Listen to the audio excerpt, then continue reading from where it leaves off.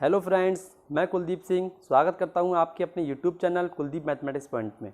Friends, आज मैंने अपने यूट्यूब चैनल पर शिक्षक दिवस के बारे में बताया है कि शिक्षक दिवस क्यों मनाते हैं। ठीक है, इस दिन हम अपने टीचरों का सम्मान करते हैं व उनसे मिले ज्ञान के प्रति आभार व्यक्त करते हैं।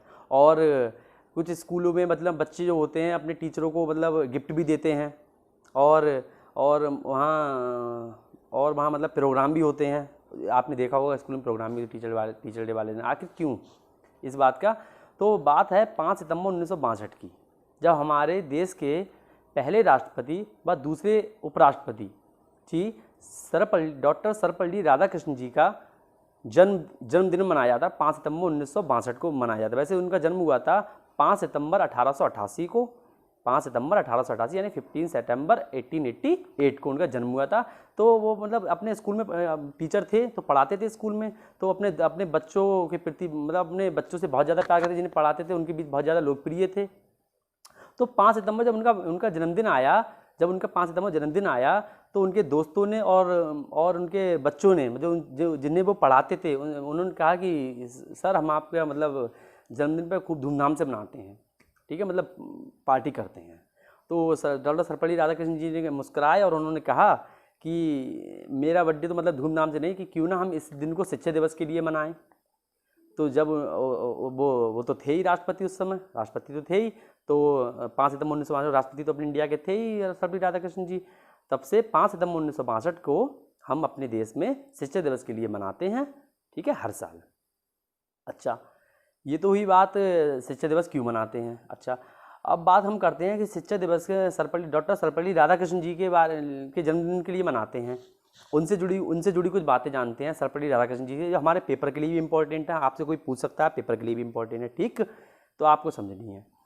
तो डॉक्टर सर्वपल्ली राधाकृष्णन जी का जन्म 5 सितंबर 1888 ईस्वी को तिरुतनी एक गाँव था आंध्र प्रदेश में, वहाँ हुआ था उनका जन्म वहाँ हुआ था। उनके पिता का नाम था सर्वपल्ली वीरास्वामी और माता का नाम था सर्वपल्ली सीता, या उनका नाम शॉर्ट में कहते थे सीतम्मा, ठीक है। डॉक्टर सर्वपल्ली राधाकृष्णन की ये तो ही जानकारी नॉलेज की, मतलब कहाँ उनका जन्म हुआ था और कब हुआ था और कहाँ से गाँव में हुआ था, ठीक। अब बात करते हैं हम सर्वपल्ली राधाकृष्णन जी की, बात करते हैं कि उन्होंने अपनी शुरुआती शिक्षा कहाँ से ग्रहण की। तो उन्होंने मद्रास क्रिश्चियन कॉलेज से अपनी शुरुआती शिक्षा प्रारंभ की। अपने मतलब शुरू में वो कहाँ पढ़े, तो मद्रास क्रिश्चियन कॉलेज से उन्होंने अपनी शुरुआती शिक्षा ग्रहण की और बाद में उन्होंने मद्रास प्रेसिडेंसी कॉलेज से की, ठीक। अब उन्होंने अमेरिका के ऑक्सफोर्ड यूनिवर्सिटी में भी पढ़ाया था, ऑक्सफोर्ड यूनिवर्सिटी में भी मतलब पढ़ाया था, अध्यापन में भी काम किया था, ठीक। बात करते हैं जब अपना देश आज़ाद हुआ था। जब अपना देश आज़ाद हुआ था तो डॉक्टर सर्वपल्ली राधाकृष्णन ने 1947 में, अपना देश आज़ाद हुआ था 1947 में, डॉक्टर सर्वपल्ली राधाकृष्णन जी ने अपने देश का यूनेस्को में प्रतिनिधित्व किया था। ये भी क्वेश्चन पूछ सकते हैं कि जब देश आज़ाद हुआ था तो 1947 में डॉक्टर सर्वपल्ली राधाकृष्णन जी ने अपने देश का यूनेस्को में प्रतिनिधित्व किया था, ठीक है। और 1949 से 1952 तक, 1949 से 1952 में ये सोवियत संघ में भारत के राजदूत रहे थे। 1949 से 1952 में ये सोवियत संघ में भारत के राजदूत रहे थे, ठीक है। ये तो हुई है कहानी कि ये 1947 में क्या हुआ था, 1952 में क्या हुआ था। इनका जन्म हुआ था 5 सितंबर 1888 ईस्वी को। ये तो हुई कुछ बातें। इन्होंने अपनी शिक्षा कहाँ से ग्रहण की, ऑक्सफोर्ड यूनिवर्सिटी में भी पढ़ाया था, ठीक है। अब हम बात करते हैं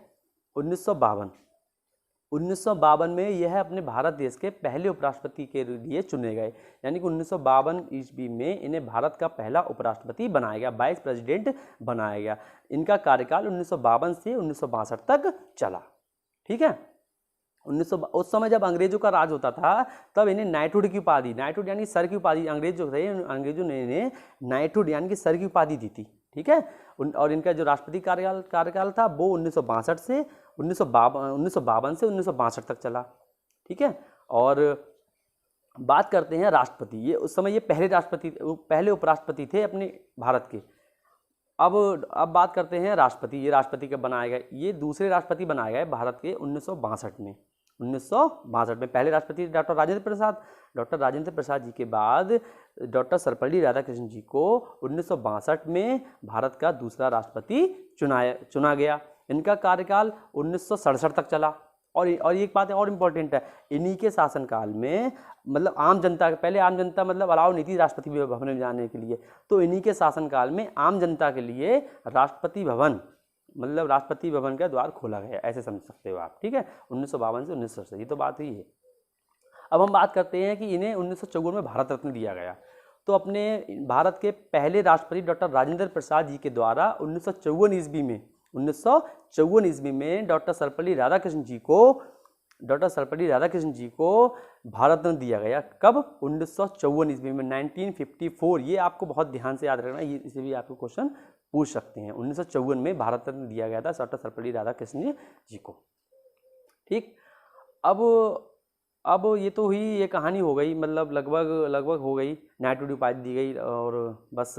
अब इनकी बात करते हैं। इनकी पत्नी का नाम मैंने आपको नहीं बताया, तो इनकी पत्नी का नाम था, इनकी फादर का नाम था वीरास्वामी, सर्वपल्ली वीरास्वामी, माता का नाम था सर्वपल्ली सीतम्मा और पत्नी का नाम था शिवाकामु। क्या था? शिवाकामु कृष्णन।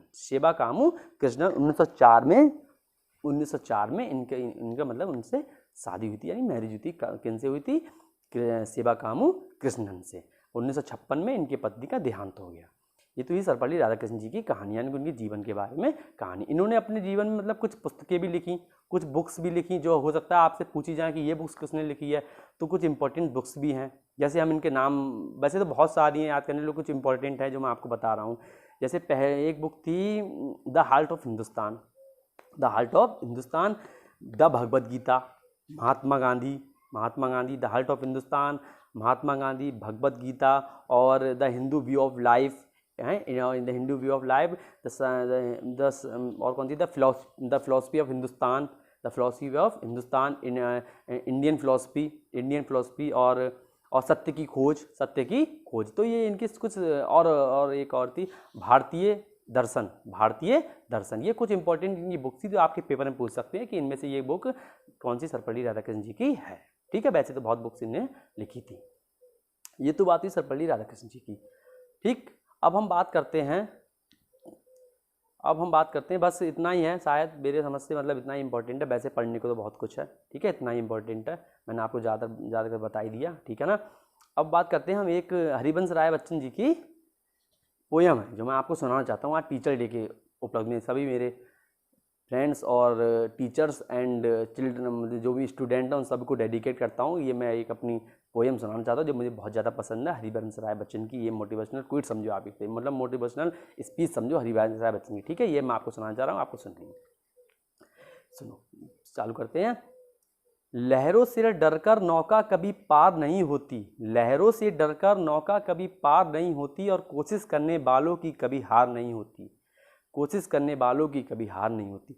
नन्ही चींटी जब दाना लेकर चलती है, चढ़ती दीवार पर 100 बार फिसलती है। नन्ही चींटी जब दाना लेकर चलती है, चढ़ती दीवार पर 100 बार फिसलती है।